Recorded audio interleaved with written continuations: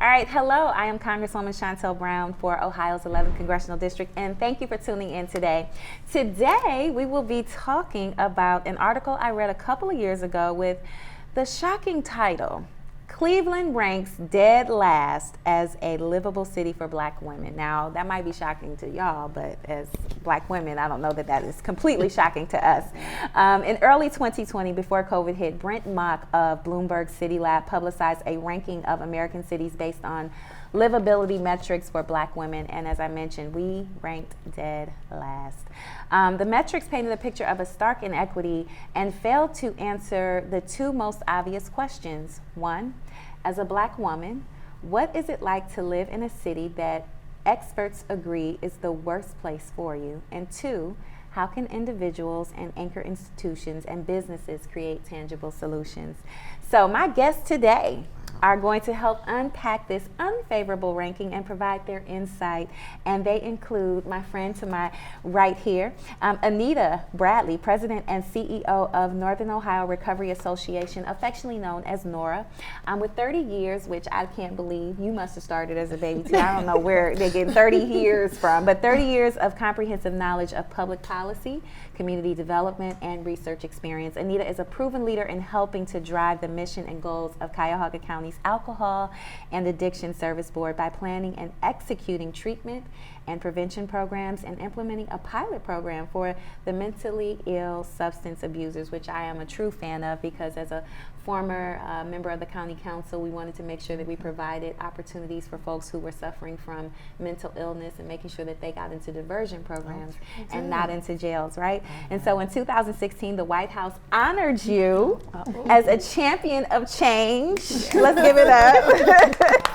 For her work in the field of addiction and recovery, and the National Alliance on Mental Illness presented you with its cultural competence in mental health award in 2019, and we celebrate you for your amazing work, so thank you. And to my left, I have my amazing friend here, Crystal Davis, Vice President of Policy and Strategic Engagement. Now, Crystal joined the Alliance for Great Lakes as a policy director in 2016. All right, based here in Cleveland, Crystal leads the Alliance Policy and Advocacy efforts, easy for me to say, the Alliance Policy and Advocacy efforts related to Lake Erie and manages the organization's Ohio office. She has played an integral role in the Alliance's emerging work around drinking water and developing a people-centered model for protecting the Great Lakes.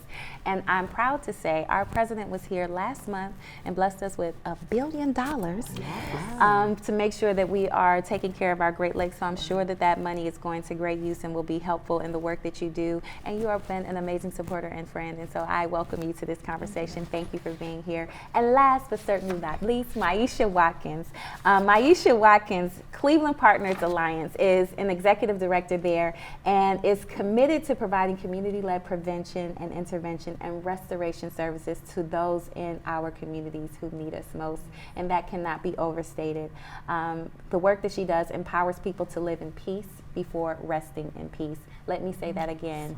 The work that she does empowers people to live in peace before resting in peace. And we know that most people are not violent, and we believe that those who can change will. And so she's been doing amazing work in that space, touching the lives of those who have been touched by tragedy to make sure that they come out on the winning side or a positive side. So the work that you do, we also applaud all of you ladies. I thank you so very much for being here on a Saturday with me, and I'm eager to hear your perspectives. So let's get right into it. Y'all ready? Yes. All right. So as a Black woman, what is it like to live in a city that experts agree is the worst place for you to live? And I'll let whoever wants to jump in, go ahead. The floor is yours. Go. Okay, I will volunteer. I will volunteer you. So we're gonna start with you. Oh my goodness. We all know the word tough, right? Yes. So yeah, sometimes I just think I feel it. Yeah. You know how you feel something in your spirit in the schools with your children. You know, the undertone, the struggle for trying to get funding for our programs, for our people. Yes. You know, and then all the layers that we have to go through to not just to compete for them for the dollars, but also just, you know, the compliance pieces and being able to pay people a equitable wage so that they can stay with our company so we can even do the work. That's true. So it's just so many layers to this, and you know, just being I'm a social worker and a counselor over the years. I've just experienced and still so many different things, but you know, we just have to keep at it and chipping away. COVID and the George Floyd incident really just kind of took the wind out of me. For a while, I was ready to try to figure out something else to do. Well, I'm glad you still you hung in there. God was like, no, you know. Yeah. What about you, Krista? You know, my disclaimer is that I don't live in Cleveland. I work in Cleveland. You know, it's Yes, the okay. live, work, play. Yes. I work and play in Cleveland. And so, but I think that the study is a reflection of what we already knew. Yeah. Sometimes people need data, and sometimes it just proves what we already knew. There is always a disproportionate impact to communities of color and women of color, not only with job discrimination and redlining and environmental injustices as well. Yes. And so I think the plight that we deal with in Cleveland is the same plight that women deal with in Chicago and Detroit and St. Louis and other places as well. And so I think America is a hard place to be a black woman, which is a larger conversation. Judge Ketanji Brown Jackson can Yes. talk about that, I'm Right. sure. My sister Maisha. And I think, like you ladies said it perfectly. I always try to be the person that highlights the opposing end of the conversation, right? Like the struggles that black women face. This is just one more thing, right? So sometimes you don't know because life is already a challenge that when data shows up, it's just like being diagnosed with something that you have no control over, right? Like you're all good until you feel like you have cancer, right? So the diagnosis make it harder. And sometimes the mindset of knowing that Cleveland is the worst place for a black woman can mess with your mindset, but your resiliency is still there. So it's all about like the mindset, right? Like if I know that Cleveland is hard for black women, what can I do to contribute to make it easier? Do I make healing circles? Do I have empowerment meetings? But like we can't allow the data to disempower us or make us more hopeless. So from the end of instilling hope, it's like where I lead, and sometimes data can tell a narrative that we don't even need to accept, right? Like we can be the change that Cleveland needs. So I'm into shaping that narrative and not allowing data to disempower us anymore. So shout out to people who do research, but shout out to the women that's resilient and push through for generations to come. So this conversation is for my daughters who will be in Cleveland. We got y'all. Love it, love it, love it, love it. That's So that's a perfect lead in to the next question, which was how we as individuals and anchor institutions can create tangible solutions. You talked about sister circles, you talked about the conversations that we have and just changing the mindset. But either of you care to expound on that, like how our institutions and individually we can be better? Go ahead. I was just thinking, I heard it on the panel before us, it's just really getting out and voting. You know, making sure that the people that are in office are accountable to the things that really matter to us. You know, going to get to know who they are, not being afraid to go into their office and say, you know, what you're dealing with in your community, in your home, but really just being honest and transparent about our life and what we deal with every day. I love that. I think it's breaking out of their silos. I say all the time when I go to meet with legislators, they know that I'm coming to talk about water issues. When I bring a business leader, they're like, okay, what are they talking about this time?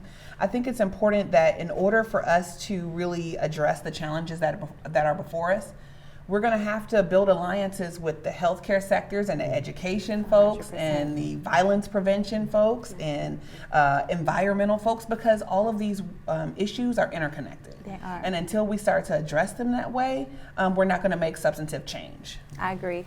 You touched on it a little bit with the environmental issues. I was a part of a conversation around just tree canopies and how important they are and the difference that they have on your walk to school as a child. And it was so incredible to me because I grew up on a tree lined street, Martin Luther King Jr. Drive. Shout out to the Boulevard.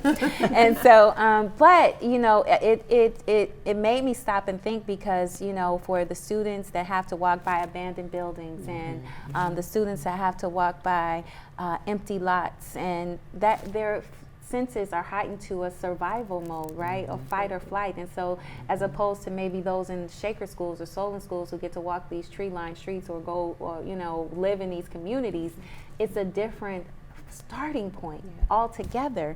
And as mothers, as Black women and aunts and daughters, what, you know, it really struck me in a way, like, what more can we do? Because I can't bring trees. Now we did do a program in Cuyahoga County where we invested in planting trees, but that takes a little bit of time. So what can we do institutionally, especially from your vantage point as a person who deals with kind of environmental issues? What are some of the things we can do to improve not only women but our family structure as it relates to this? Yeah, I think part of the issue is breaking the table. Okay. And I don't say making the table wider or bringing more people to the table anymore, because we have to first acknowledge that the table was never created for all of us anyway. Okay. And so we need to create a new table that is really made to fit all of the community.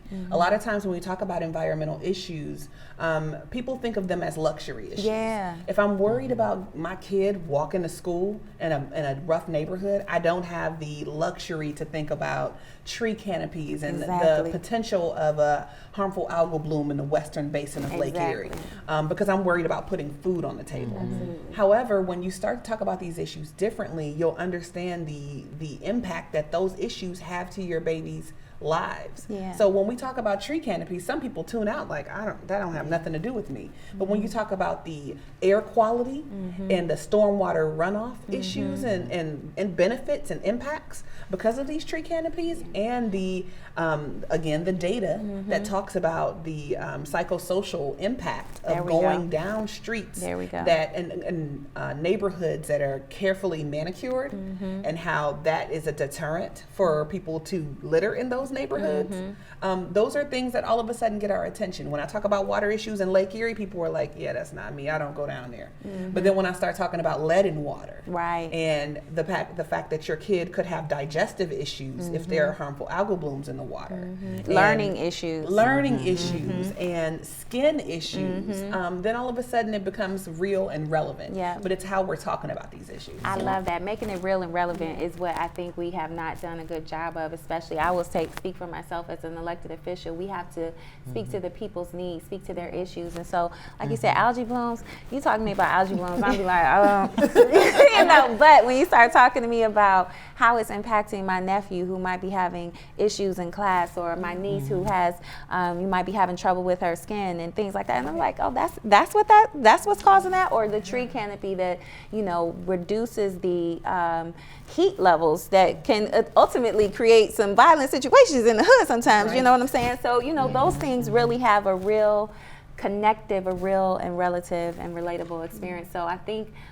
we do need to do a better job, and we have to talk about it in a way that people can relate. I know you do some amazing work in that very same space as it relates to dealing with parents who have victims of violence, and so can you touch on some of the work you've done in that space? Yeah, I was just over here in my seat like, oh my God. Just patiently waiting. Like, all the conversations that we have about the material conditions of neighborhoods definitely give people a sense of belonging, a sense of behavior, a sense of weighing the consequences, good or bad.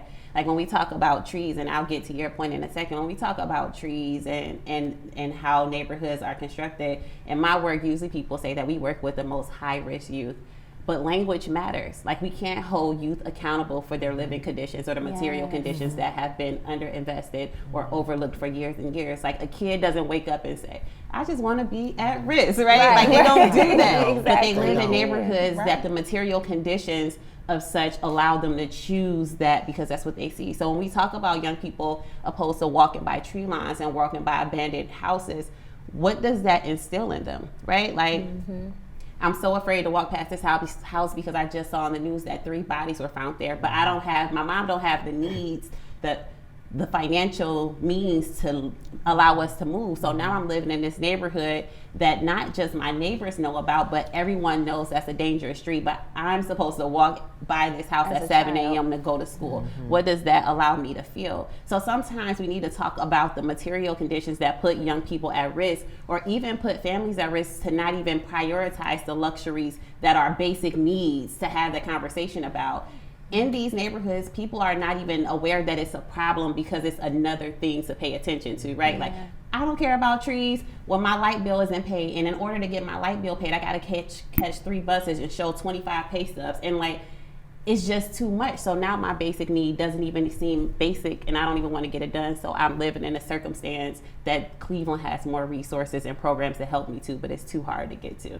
So working in communities where violence is really high, the sense of hopelessness is there. And sometimes when people have conversations that we are invited to these tables that should be broken, they don't understand because they're not boots on the ground, like they're not in a community. So sometimes the conversations sound so irrelevant to the problem. And so we're making these conversations about like, well, this neighborhood is just so violent. We just need to get more police. And it's just like, no. We don't need to do that. But if you go there, you'll see what's needed. Maybe it's more relevant conversations. Maybe it's more engagement, like just showing up. And instead of talking about, I'm going to give you a fine for littering, what if we just show up with bags and show them what beautifying their community look like and how easy it is to do it. So there are so many variables that lead to violence. And instead of addressing those, we always talk about the people that live there and how they're responsible for it. So we make people the problem and a solution, and then when you tell them like, well, you need to pull your pants up and walk it down the street and you wouldn't be targeted, and it's just like, well, why do they have to be the problem and the solution? How about we talk to them in a way that empowers them to want to pull their pants up, right? To not be a target. So I think it's all about language, and we sometimes have to change the language based on the people that we're speaking to. And we can't use the big words that gets funding and catch the ears of people who are not in the community. We really have to be able to say, yo, shout out to the Boulevard, right? So it's all about language. It's all about being relevant and real. And it's all about being consistent with the conversation, not just to get to the end goal, because sometimes we talk about water when it's a big conversation nationally, but we don't talk about water when the young people are being deprived of water because the gas station is selling water at $7 a bottle and nobody can afford it. So I think just being consistent with our conversations throughout, and not just when we need people to understand that it's a problem because there's an end goal. So they've said it all. Oh, stop it, Anita, stop it. They really have. So I think though, you said something that was music to my ears though, because you led your remarks with, we have to vote. You know, we can't change these policies unless we change the policymakers, right? And so when we think about having people that understand, I grew up on Martin Luther King. I'm a product of Cleveland Public Schools. I've had the distinct experience of walking by abandoned buildings, both feeling that feeling of walking down tree-lined streets as well as abandoned buildings at the same time. So it's creates an interesting mindset, but one that kind of creates, I guess, one that understands both the luxuries and the disparities at the same time. And I think that has afforded me to connect with a lot of people on a lot of different levels. But we don't have a lot of folks like me in Congress. Right. You know, we don't have a lot of folks like me in elected office, but we're making some significant strides even as we sit in this day and time as we talk about the confirmation of Judge Ketanji Brown Jackson. But even with that, she experienced some unusual lines of questioning during her hearing, which is probably, I would say, wasn't a surprise. Yeah. Was it a surprise to any of you? Not at all. No. So it wasn't a surprise to us, unfortunately, but it was really encouraging to see our brother, Senator Cory Booker, give his remarks and how he just talked about, the moment of taking in pride, which I think speaks to your comments about resilience. Like, we don't have to own these narratives. We don't have to own the fact that the city ranks statistically the worst, because before us you have for women who either have one, defied the odds, or just by grace of their mental and their mind state, you know, choosing to be different or better than the way people might choose to define us. How do you do that in this? What keeps you, you know, from succumbing to the labels? I know you say you don't live in Cleveland, but you Cleveland proper. You know, my husband would check me about that. 'Cause Cleveland folks are very serious about the blue street signs. Yes, oh yeah. And I'm representing Akron, Ohio. Okay. I'm gonna rep my set. Okay, all right, yeah, okay, but yes, for now. So yes. So we do, but it is a challenging. It's sometimes for me it is. It's hard. Like my anchor is my faith. Like if I'm in church, I'm a frequent member and faithful member of Mount Olive Missionary Baptist Church. That's what does it for me. But what does it for you? What keeps you in a mind state that continues to allow you to just make progress and not hold these labels to keep you back or define you? Chris, I'm looking at you. You are. I was waiting on you to turn. I think it's definitely my faith, but also my kids. Yeah. They just, I think the charge on us is to make every generation better. And so I love, you know, I didn't grow up in a wealthy neighborhood or a wealthy family, and you know, I was able to do okay for myself. I have not arrived, but I'm doing okay. You're on your way. You're on your way. We're on our way. But when I talked to my mom one day, I said, Mom, did you ever think that like I would live here or do this or be in this place? And she was like, absolutely. Wow. Of course. Yeah. It's we're just standing on the shoulders of such amazing Black women and men who paved the way for us. Whether they you know, worked in our industries or not. My mom worked for 25 years at Aldi's grocery store. Wow. And like this is who she knew I would become. Yeah. And I know that my kids are destined for even greater, but it's going to be incumbent on me and them seeing all of their virtual aunties do amazing things and break glass ceilings as well. Yeah. She planted the seeds. What about you? So the civil rights movement had a profound impact on me. I read about it. So I was born around that time. Okay. I was a little girl, and we moved from the South to Cleveland. I was only one. And I had the opportunity to read all of the Ebony Essence magazines, the encyclopedias. Yeah. They were in my home. My parents were working, what we're talking about, right? They were out. Yeah. And I just read, and I was like, wow, just look at this life. Yeah. But then I was in a middle-class neighborhood, Jewish community. I grew up in Cleveland Heights, like when it first integrated. And I'm looking around, but my home was a little different from some of my friends, right? My parents was at work, their parents at home baking cookies. Yes. And I was like, it has to be a way that we can, what you say, sort of break the table, flip the table. Yeah. And you were talking about like the resiliency, and I think about exposure for people. When you don't know, you don't know. Yeah. So even, we didn't talk about this, but I'm 30 years in recovery, 31 years in recovery. But even in that time, I had a reference point.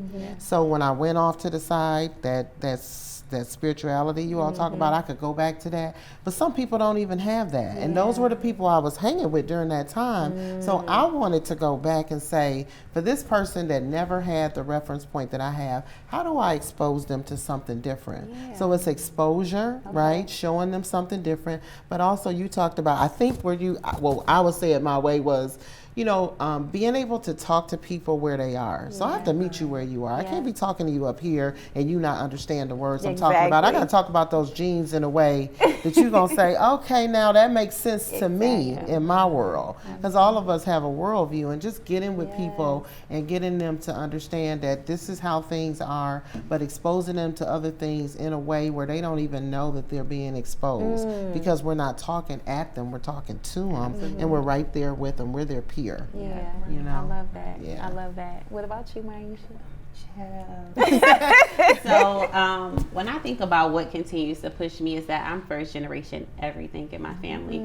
So the pressures of me as a young girl was to not be a teenage mom and drop out of high school. So I was the first person to graduate high school. I was the first person to attend and graduate from college and then go to graduate school. I was the first person to be a homeowner. I was the first person to have been married. I was the first to do a lot of things. So there was a lot of things that was on my shoulders as a young person. And it wasn't until I reached this big old age that I was like, what are the expectations that I want to fulfill? And what do I want my legacy to be that's not attached to what came before me, but still empowered? So what continues to push me is to be able to move forward and also pull those who came before me. So my mom, such an amazing Black woman, she chose motherhood over her childhood at 16 when she had me. And she dropped out of high school. So it was probably 3 years ago, which is my greatest accomplishment to date. My mom received her GED and now she's in her third year of college.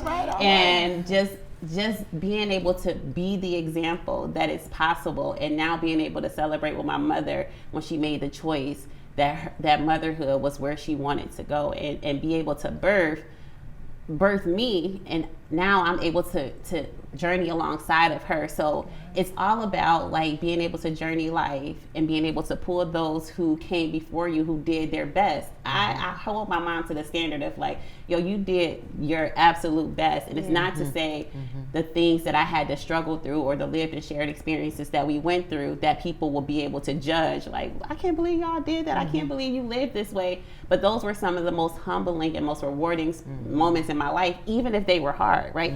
Even if we were homeless, even if we had to live with people, even if we didn't have the basic needs, like those were the moments that shaped me. So when we talk about what do you do to push forward, it's the lived, the shared, and the learned experiences that we're able to apply to people who have been in our situation and those who have not, and being able to have that real and relevant. That's my new favorite thing. Conversations with people.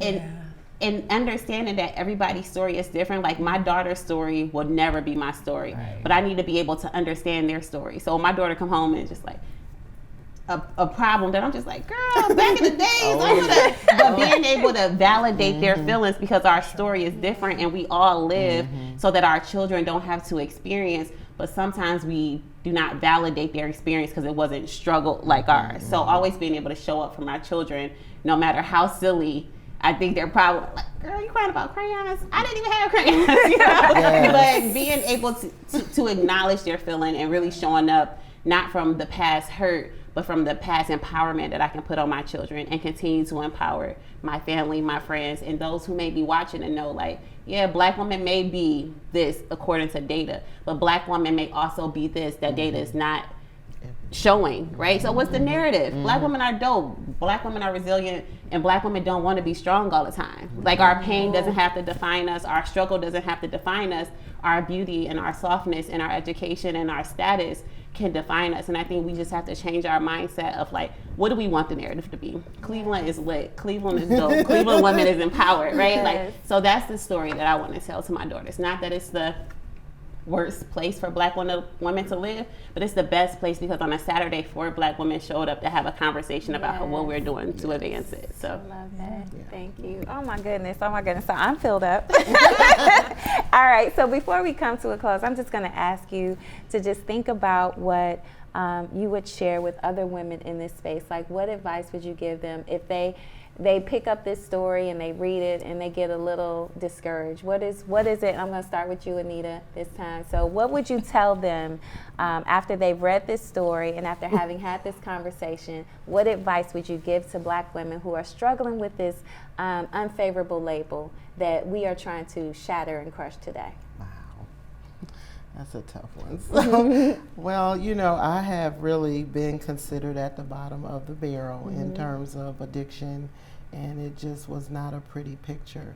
But by the grace of God, when He reached out and got me, I may put one foot in front of the other. And when I did that, I told Him that I was going to hold on to Him forever. And so if you can find that, that would be where I would start. Amen. So the faith component, I love that. That means a lot to me as a child of faith. Maisha, what would you say? I think I would tell women, mothers, young and old, children, that allow this article and this data to be your floor, and just move forward to like shattering the glass ceiling. So like anything that doesn't empower you, allow it to be your stepping stone, and do not allow it to be the thought, that keeps you stuck. So like only entertain pretty thoughts. Even if you don't believe it, just entertain the thoughts that empower you, because if we allow it to, there will be so many thoughts that are put on us, like things that we don't even own, and it will become our language. And if your language doesn't depict where you want to grow to, then you will be stuck in believing that this is it. So just allow your floor to be this conversation today, and your ceiling to be like where you want to go. Amen. So, Amen. And when you say your thoughts, pretty thoughts, even if you don't believe them, that's a powerful thing, because thoughts produce words, and words produce deeds. And so at least start with the thoughts. It's how changing your mindset, right? Absolutely. Changing your mindset. All right, Crystal. Yeah, I agree. Ditto, all of that. Definitely, it's all about perspective. Black women have always been resilient, have always been victorious, more than conquerors. And so I can't allow any story to come out to try to change my perspective on that. But we got to grab the pen and write our own stories. Yes. And so if you grab the pen, you can decide how your story ends. This might be a chapter, and you might have some low chapters. But how does the book end? That's right. You writing it. So I think we just have to grab the pen in all aspects of our lives. I love that. So as a person who likes to write, I'm going to get my pen together. But I just want to thank you all for joining us for another amazing conversation with some fantastic women who have shattered that statistic that we are the worst city for Black women. Because before you see 4 amazing Black women who are crushing that story, to make sure that you know this is about to be, once again, the best location in the nation, not just for Black women, but for everyone. So I am Congresswoman Chantel Brown, representing Ohio's 11th Congressional District, and thank you for joining us for this amazing conversation, and we'll see you next time.